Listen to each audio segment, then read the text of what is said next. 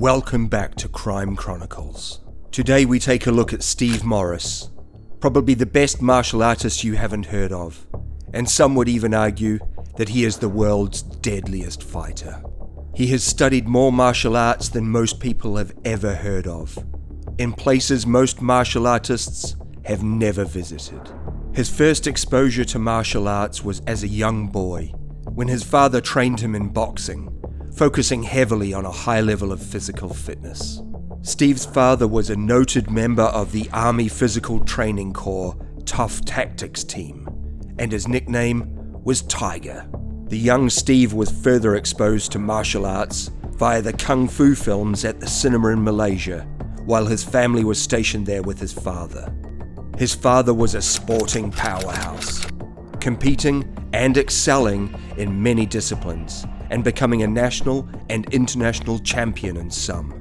Steve would say that with such a father, is it any wonder that so many so-called martial arts masters failed to impress him? He followed in his father's footsteps and went into the army at a very young age, and he was already well known for his ability as a fighter by his teens. Here we have an upbringing that was almost guaranteed to produce a violent person, which it undoubtedly did. But Steve was a different person compared to the standard street thug. He had an analytical mind and was driven not merely to engage in violence, but to study it religiously. During the mid-60s, around the time Steve first gained his black belt in karate, sparring partners have recalled that he trained harder than anyone else at the club and that he had an incredible fighting ability. One story from that time shows how Steve took fighting more seriously than other club members. One night, Steve was fighting one of the guys in the club, which got a bit out of hand. Steve punched him so hard he split his eye wide open and part of his forehead. They called an ambulance for the injured guy, and there was a small argument between Steve and the club's trainers. Steve was asked to leave the club, so he upped sticks and travelled to Asia, seeking the ultimate expression of martial arts skill. But what he found, he didn't consider to be very good. Eventually, Morris would return to England and create one of the UK's first no-holds-barred gyms, with the aim of training small groups of fighters for world championship events. Some in the UK would argue that he is a pioneer of mixed martial arts. Morris's technique and theories are extremely detailed, and he is constantly working on new techniques which he then passes on to a select group of students.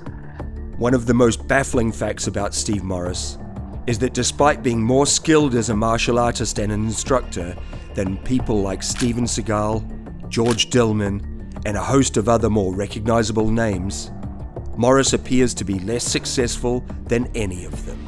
He isn't as famous as those listed, doesn't have many students, still teaches at small facilities in the UK, and hasn't made vast sums of money. The real question we are looking at is why. Firstly, the primary reason that Morris is not as successful as the George Dillmans of the world is that he's first and foremost a fight trainer, and like every other fight trainer, he will never get the same number of students as the local karate dojo sensei will. So why is that? Because the vast majority of karate training is easy compared to real fight training. In every karate school, you will see overweight people, infirm people, and physically inept people. This, of course, is fine. Learning a martial art can be extremely rewarding. The problem arises when you look back at the club in 6 months and see the same overweight, infirm, and physically inept people, unchanged, except maybe for the color of their belt. Now look at a typical MMA gym and what do you see? Mainly fit, healthy fighting men and women. There may be a few overweight or physically untalented people, but these most likely will be beginners. Come back in 6 months and you'll notice that these people will either have lost weight and become more skilled, or they won't be there at all, having left the gym as they probably lack the dedication to become the next Steve Morris. This may lead some people to say, see, MMA fighting gyms are elitist. We have all sorts of people in our dojos. We are inclusive. When the actual truth is that dojos don't improve people's fitness or martial arts skills to the same degree as a proper fight, because their training is easier. No contact or low contact karate sparring is easy, or certainly easier than fighting in the ring or cage. That is hard, and for most people, downright scary. Real fight training involves getting as close to real fighting as one safely can. And even though this is still quite away from real fighting, it's close enough to scare people off. How many mums and school kids do you see in MMA gyms? Almost none, because real fighting is scary, hard, and tough. So fight training must also be scary, hard, and tough. The reason you do see mums and school kids at mainstream martial arts schools is because it is far removed from fight training. It's less scary and watered down enough to be palatable. The second reason Steve Morris is less successful than the fraudulent martial arts gurus that litter the planet is that he's simply not exciting enough for the public or the media. George Dillman seems exciting. He claims that he can render someone unconscious with a mere poke of his digit. In fact, Dillman's only real power is the power to BS people. He's clearly unfit, unskilled, and a liar, but his copy is dynamite. The headlines read, "Martial Arts Master Demonstrates No-Touch Knockout," which sounds super exciting. People want to learn this skill, partly because it sounds cool, and partly they want to have the power to physically defeat an opponent without having to do all the annoying press-ups or spend all those grueling hours on the mat or in the ring.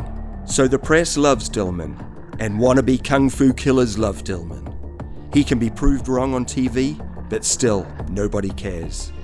Meanwhile, what's Steve Morris's message? In a nutshell, Steve says, train like a fighter and you might become one. If you don't train like a fighter, you definitely won't. And that's not exciting. That's not newsworthy. The fact that the best way to learn to knock someone out is by hitting very heavy objects and very heavy sparring partners for hours and hours and days and weeks and years. It just isn't exciting. In fact, it sounds downright tiring. Ultimately, Steve Morris's message isn't popular with anyone but fighters.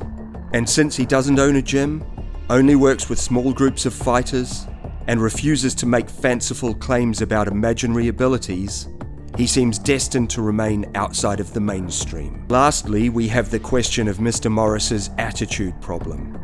He has a reputation for being a fiery and uncompromising man, and despite being in his 60s, there are reports that he incapacitated a prominent British cage fighter a couple of years ago, when said cage fighter became belligerent at one of Mr. Morris's seminars.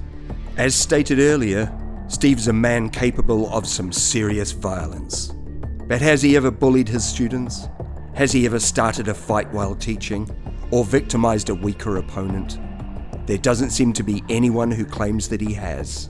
In fact, the majority of claims that Mr. Morris has a bad attitude appear to originate not from people he's beaten up, but from people within the karate and other exotic, esoteric martial arts circles who don't like what he has to say. Their comments need to be taken with a pinch of salt. In Steve Morris's own words, "For over 50 years my primary goal has been to rationalize combat, so as to improve the fighting abilities of myself and others. I aim to change the way you think about training and fighting." His singular focus, stunning ability, and reluctance to chase the mainstream mean that he is probably the deadliest fighter you have never heard of. Thank you for joining us today on Crime Chronicles. Don't forget to like, subscribe, and share the channel with your friends.